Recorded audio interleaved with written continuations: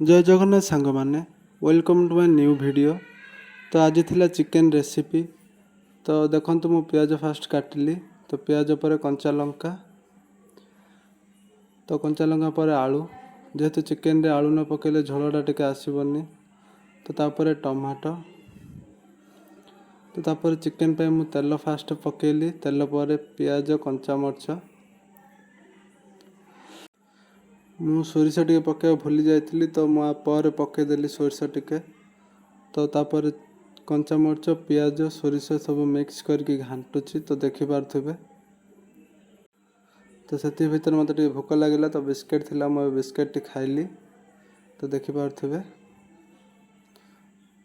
ये समय भीतर मत छिंक पड़ी आसला। तो देखिपे छिंकी सारा पर बिस्किट पुणी खाईदेली। तो पियाज टमाटो सब मिक्स करुच्ची। तो तापर चिकेन पकेली। फास्ट तो मुझे धोईकी रखी थी हलदी पकईकी। तो चिकेन तापर पकेली, तापर पुणी थोड़े मिक्स। तो आउ थे मो पेट खाली हो गला। तो बिस्किट आउ थे खाईदेली। तो तापर आमर अदा रसुण पेस्ट, चिकेन पेस्ट सब पकेली। तो आउ थे मिक्स।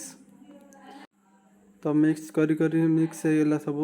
तो देखिपे तो चिकेन मिक्स भी हो सारानी। तो ए मु गोटे जिनस पकड़ भूली गली। आलू जेहेतु काटिकी रखी तो आलू पकई नी। तो लास्ट आलू पकेबी। तो से भितर मु लुण, तापर लंका गुंड, तापर हलदी गुंड ए सब पकेली। तो देखिपे तो लुण टिके कमी जाइला। तो आउ थे पकईदेली लुण टिके। तो पुणी थे आउ थे मिक्स। तो देखिपे आलू पकई भूली जाइली। तो आलू लास्ट रे पकईदेली। आलू लास्ट रे पकेली तो से आलूरा टिके सिझिला बेले लेट है ना तो किसी ना। तो आपण मैंने चिकेन पकेला पर आलू पकई पारे।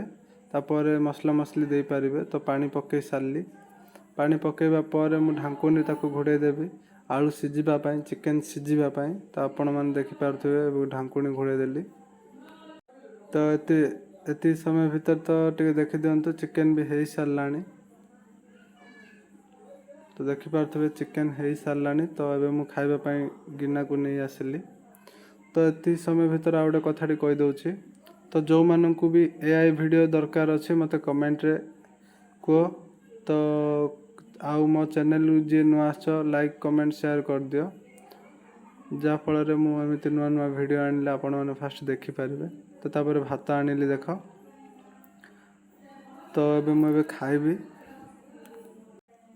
तो मुझे खाऊची जेहेतु आज संडे। तो चिकेन भात होता तो देखी फास्ट। तो देखी दिंतु झोल टे कमी जाइला। तो हेले भी एडजस्ट करदेली आलू सहित। तो देखिपे मुझे खाऊची। तो आस किए खाइब, जदि जी भी न खाइब तो केमिति होइछि रेसिपी निश्चय कमेंट माध्यम कह। रही जय Jagannath. Thank you for watching.